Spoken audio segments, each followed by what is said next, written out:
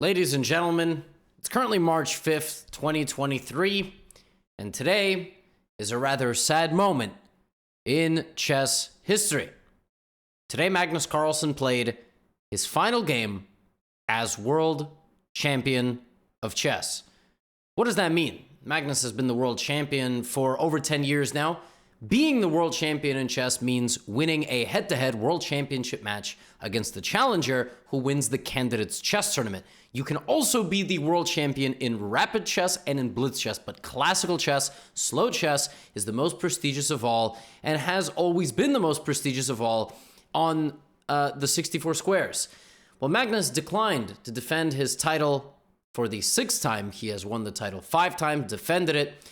And he did that for various reasons that he has cited. Now, he still technically remains the world champion, but on April 7th, 2023, when the World Chess Championship begins between Ding Liren and Jan Nepomniachtchi, I think technically he loses it when it's over, but once the next World Championship match begins, that is the end of it. And so Magnus is currently playing in the Norwegian League, which is a team format. It's kind of like leagues are fun formats in chess. A lot of, just like your favorite athletes, your favorite football players, they play for their club team. It's very typical for chess players who don't have YouTube channels or don't want to teach to make a living by getting paid to represent a various company sponsor, like in the Bundesliga, which also exists in chess. You may have noticed I have not made a joke in 90 seconds. I usually do something very stupid quickly to catch your attention. But no, today we're just going to take a look at Magnus's final 2 games as the world chess champion. So he will play more, but these are his final 2 games. His first one was against his good colleague and a person who is the same age as him. I mean, Jon Ludvig Hammer is a beast. He is he very clearly would be the best player in Norway if there wasn't a guy named Magnus Carlsen. And this is a rivalry as old as time. They have played many, many games against each other. If you saw my video about Magnus Carlsen getting en passant checkmated, Jon Ludvig was the protagonist, and Magnus plays knight f3, e3. This style of chess became very popular in the last like 5-7 years. The idea is to play like this, and really this became popular because after the move knight c3, if black plays like this, white doesn't actually have to play d4. So I've actually won a few really nice games where I just never play this move. And I basically just play rook g1. Like your opponent castles, and then you just go g4, g5, you put a queen on c2, targeting that diagonal. It's a very, very fascinating position. But if black plays c5, white has to play d4. But normally what white does, white has to do that because otherwise black will go here. So normally we get pawn takes, and then pawn takes, and then d4. Now, I have a feeling, as I mentioned in my video yesterday when Magnus played against Levi, not against me, but against Levi Talaksen from Norway, normally, Magnus will walk with you hand in hand to cross the street and then push you in front of a bus. Slightly less gruesome, but essentially what Magnus will do is he will try to take his opponent out of a comfort zone. He will try to take his opponent out of a situation where he thinks the opponent is going to be comfortable. If black prepared this, more often than not, he is ready for pawn takes and he is ready for d4. Now, Magnus plays d4 right away. This is a surprise to me. It's a surprise to me because black can get total symmetry, right? Like, and this has happened many times, and white will go a3, a6, blah, blah, blah. So d4 is kind of a surprising move, but what Jon Ludvig plays in response is even more surprising. Why? Because as I said, normally black will go here and black will wait for white to move this bishop.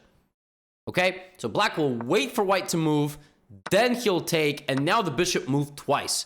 Jon Ludvig, when d4 happened, took on c4 right away, allowing white to do that. Now, this position technically after a6 becomes this position, d4, d5, right? Queen's gambit accepted. Interesting. Knight f3, knight f6, e3, e6, bishop c4, c5, knight c3, a6. Look at that. That's called a transposition. So it's the exact same thing. So that's basically what we've transposed to. That's magic, right? Look at that.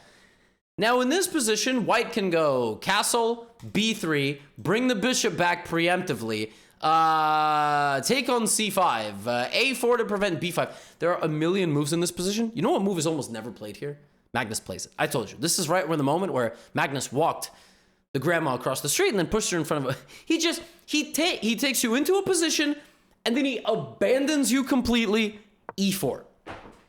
Now that move might not be shocking at all. Oh, that's the thing, right? Like in mixed martial arts, it's a knockdown, knockout. Oh, in football, it's a beautiful free kick goal. You know, in hockey, it's a fight. In chess, it's a pawn moves. Oh, right? Like we don't. But what's the point? I don't understand. In all these different sports, there's this big moment. Why is that move hype? Well, White already committed the pawn, so now he's uncommitting it. He's moving it a second time in the first two moves. That now gets destabilized. And I mean, like, again, if this was a good move, everybody would play it, but nobody really plays this. Normally people castle, blah, blah, blah. The point is that now Black can take in the center, and White's pieces don't really do a whole lot. Every square is covered. There's no way forward. But White would really love to play this move e5, because that would sort of shove the knight backwards. But nobody really plays this. So Magnus basically takes the game from very well-known territory to territory that's been played like 3-4 times. And after bishop d6 and queen e2, queen c7, bishop g5, it's like already totally brand new. The idea of bishop g5 is to target the knight and potentially damage the structure. Yoon Ludwig says, do your worst. Go ahead, take on f6, right? If you do this, I'll have damaged structure, but I will be the only one on the board with a dark squared bishop. So Magnus now plays knight f3, trying to play e5. Yoon Ludwig plays knight c6, preventing White from playing e5. White plays bishop b3, bringing back the bishop away from the line of attack here.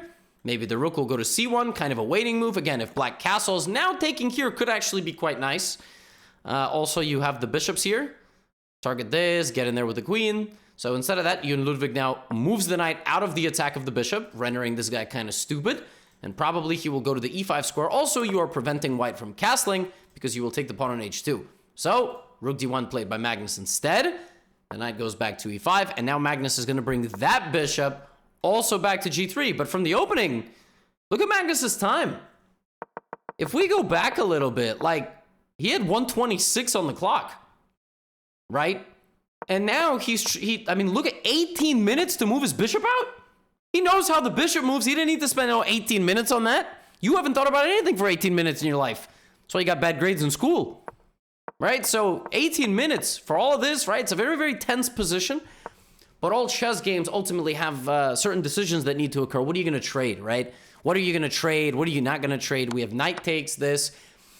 Black has many options here. Black can play knight a5, which is what he did in the game. He can play knight e5, attacking the queen. He can play bishop e5, centralizing the bishop and trying to get a knight to d4. He can play h6, trying to prepare something like this, maybe castles. A lot of different options. He does go knight a5, and Magnus is okay giving up that bishop, because if he tries to preserve the bishop, he doesn't want to give away the bishop, now you got bigger problems. And in chess, you can snowball, right? One problem leads to another problem, and if you play b3, that's going to lead to an even bigger problem. And you might go here thinking you solved that problem, but no, you didn't solve anything. You try to defend that, it gets even worse, rook c8. So Magnus decides, all right, how do I clarify the position, relieve the tension a little bit? I'm going to play the move bishop to g3. My idea is if he takes me, I'm going to open up my rook. And that's exactly what happens. Take, and Black castles. Now, Yoon Ludwig did not have to castle, actually. The computer was saying he shouldn't castle. It was like, just go here. And then if Magnus tries to trade queens, say no. And if his queen wanders into your territory, just, I don't know, take a deep breath, play rook d8. The thing is, a really, really good player, such as Magnus, knows exactly when to make the right trades and what that means for the long term of the position. A lot of you in this position would either castle, which is not a bad move, or play queen h5, which threatens mate in 1. Now, for like 20% of you, your opponent would go here and blunder mate. For the other 80%, your opponent would go here, and you would not know what to do. Some of you would continue the attack with g4, g5, which, by the way, is not that stupid. Some of you would, I don't know, play like knight here and lose your knight. I don't know. My point is that one move attacking threats are not how these guys play, but also they don't want to take risk that's massive. Like, they don't want to play g4 and try to play every pawn forward, like, because there's nothing here. Like, they know how to stop these attacks. They see this queen h5 stuff 3 moves ago. You just see it now. You don't even see it now, right? So Magnus isn't going to do that, and he doesn't want a castle. He wants to keep his rook out. So he plays queen f4. Very interesting move. Queen trade. 10 minutes to offer up a queen trade. Now, black doesn't have to trade. How long did you and Ludwig trade? 4 minutes, right? Doesn't have to trade. Now, what he shouldn't do is go here. Why? d5. In chess, at this level, it literally comes down to one square. Just one square. And white will move the queen, maybe move the knight. Check. And literally, just this trade, that knight is so strong now, all right? That knight is so good. Maybe even king takes and bring the king out. I don't know. There's no need to do any of that. Instead, we have this, right? He could have not traded. Now, bishop c6. And here, Jon Ludwig decides, okay, I can like keep playing the position. I can put a rook on the file, but this is a very obscure structure. Like white has no H pawn and white has doubled B pawns, but the doubled B pawns kind of counteract those 2 pawns, right? So what color complex is black weak on? Black has a light squared bishop, dark squares, right? This knight is a 50-50 piece. It's 50-50 on both, but this bishop is kind of being repelled. And if the white king can make it into the position, that's exactly what what you're gonna need to win this pawn. In all endgames, you gotta think much deeper than a checkmate. You gotta think structurally. And Jon Ludwig decides, let's do it this way, because if he takes me, I'm gonna start hammering away at these f pawns. So now the structure is very locked. Another thing to pay attention to in endgame positions is what are the potential weaknesses and where are the pawn breaks, right? So that square is a weakness. The d6 square is infiltratable. I don't know if that's a word or not. But if the knight gets there, black is screwed. If the white king proceeds to get to b6, c5, black is screwed, okay? How many trades does each side want? Does white want a rook trade, 2 rook trades, knight for bishop trade? It depends, but normally, if you're trying to win an endgame, you want to trade 1 pair of rooks. That's just like kind of like the magic number. You trade too many rooks, your chances of poking and prodding might go down. You keep all the rooks on the board, your opponent might be able to create counterplay. That's just sort of, it varies. But that's like a little nugget of information. More often than not, trading 1 pair of rooks will contribute to a victory. Black wants to play g5. Even if he succeeds in doing that, you might play g3. However, black is the only one on the board with an h-pawn, which is something that white needs to pay attention to, because in terms of simplification, that h-pawn could become an asset for black and very annoying for white to deal with. Okay, clear, wonderful. Rook d8. By the way, you guys like being a little bit more instructional this video? You liking that? You noticed that? Not making so many stupid jokes? I had a long day. I'm kind of tired. I'm going to record this and take a nap. King e2. There comes the king. King f7 played from Jon Ludwig. We have king e3, king e7, and Magnus plays knight e2 because his knight wasn't going to make any forward progress from c3, so it's going to make forward progress from d2. And maybe he will also put this pawn on b4 and then try to gallop in on his horse. All right? Bishop d5 attacks. And now knight d4. By the way, you may notice Jon Ludwig did not rush with this move. Now, again, remember I told you trading all the rooks, you see what happens to the evaluation. White doesn't have enough targets. Doesn't have enough pieces to exploit targets. Probably white would have gone here. And then knight d4 would have kept the rook on the board. All right? Knight here, bishop d5, knight d4, g6. And now rook h1. Hammer could have not played g6, okay? When he played g6, his idea to meet this was just to create an impenetrable fortress. But now Magnus plays b4, right? Now he plays b4, and the question is, if you play b5, are you going to survive? Probably not. Probably not, because this rook is so passive. Notice how Magnus has kept his pawns very flexible, but very annoying. Annoyingly asking questions of the black position constantly. Look at this, and the dark squared infiltration, right? We keep talking about this kind of weak color complex. King d8 played there, b5 now, and Jon Ludwig brings his king. Magnus gives a check, and the king goes to b6. But here's the thing. White has found his infiltration spot. Take, rook c8. Even if there's nothing you can really attack yet. Like, let's say black plays rook e7. You can't really attack anything, but you have forward progress. You have future prospects. Why do people give up any money now? Future investment. Or if they bought Bed Bath & Beyond stocks and gambled like idiots like myself. But, you know, I digress. Yeah, listening to Wall Street Bets on Reddit is good sometimes and awful in other situations. So there you go. Rook e7 would have been okay, but even though you can't attack anything, white still has future opportunities to improve the position and then ultimately coordinate the pieces and start some sort of attack. Jon Ludwig plays a5, and Magnus plays rook d8, rook b8, and I think king c5 was a fatal mistake. I think basically Ludwig had to do nothing. He had to play the move rook b7 here, which is a ridiculous move. Rook d8 threatens something very nasty. It threatens the move, basically it threatens rook d6, but essentially it threatens this, check. And then you win this, you have a passed pawn, you're gonna go here, here, and win the game. What rook b7 does is it stops that. Why? Because when the king moves, the pawn is hit. And apparently after rook e6, rook b2, rook e7, rook g2, rook h7, like it's a draw. So Hammer had to find the move, rook b7. He had to realize that he should not be defending this, but instead he should be counterattacking that. And probably if he found rook b7, he would have drawn because it's check. And now the king has to go back. And if Magnus had played instead of that b3 or something, king c5 now, and that rook b7 probably would have held. But as Magnus has done his entire career, he asked a million different questions, and like a very good lawyer, he poked a hole in his opponent's story, and they completely fell apart. Now we have this. The bishop is overloaded. It cannot simultaneously defend the pawn on e6 and the rook on b7. And I told you, you don't want to trade rooks. But in this case, you're up a pawn, and it's not just any pawn. It's a pawn that's 3 squares away from promotion. h5 is a little bit too late. e6, there's nothing you can do. I'm going to go e7, knight d7, knight d3, knight e5 at any moment. Bishop back to a8, knight check, knight e5, and Ludwig resigned because the bishop cannot go to c6. Typical. Doesn't matter world champion or not. Doesn't matter. I mean, it does not matter. He is a buzzsaw of a chess player. Absolutely just... I mean, what do you even want? I think this game was like a 100 accuracy or something. I mean, it was... The opening was like a little bit of a gamble, you know, but... yeah, I mean, he made a couple inaccuracies here and there according to Stockfish, but it was... Yeah, I mean, what are you going to do? And so, Magnus Carlsen was set to play his final game. This is the final game of Magnus Carlsen's career as the world champion. Not his final game ever. I mean, he could be 70 years old and booting up on chess.com bullet pool or whatever.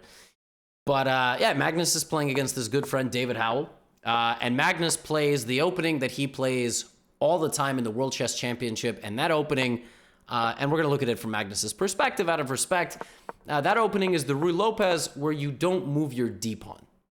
Why do you not move your d-pawn? Well, traditionally you play d6, white plays h3, white plays c3, plays for d4. The reason you don't move your d-pawn is because after castles and white plays c3, you have not committed your pawn to d6, and you can play d5. d5 is known as the Marshall variation, Marshall gambit, if you will, because after pawn takes, knight takes, this pawn is hanging, completely hanging, and take, rook e5. Now, this is a viable way to play with black. You are able to give away a pawn for 2 reasons. Number 1, this is all stuck. White is 3 moves at least away from getting all those pieces out, okay?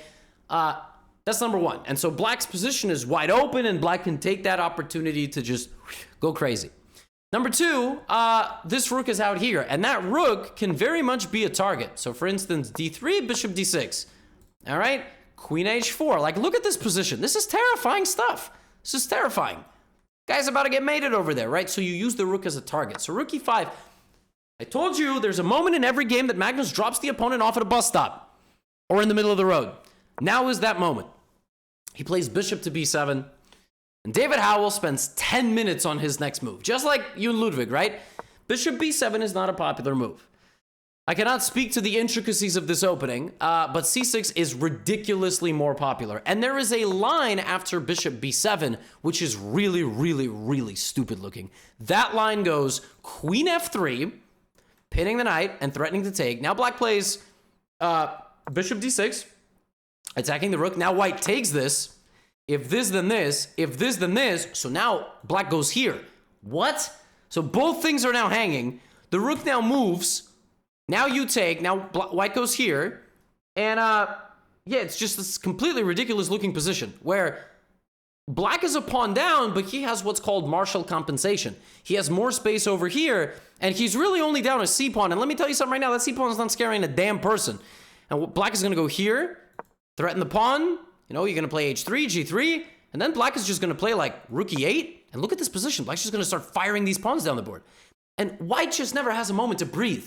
And that's why after like 30 moves of theory, the game usually ends in a draw. Here's the thing about top level chess, folks. If both guys know the top engine move, they're going to make a draw because they're basically the engine, right?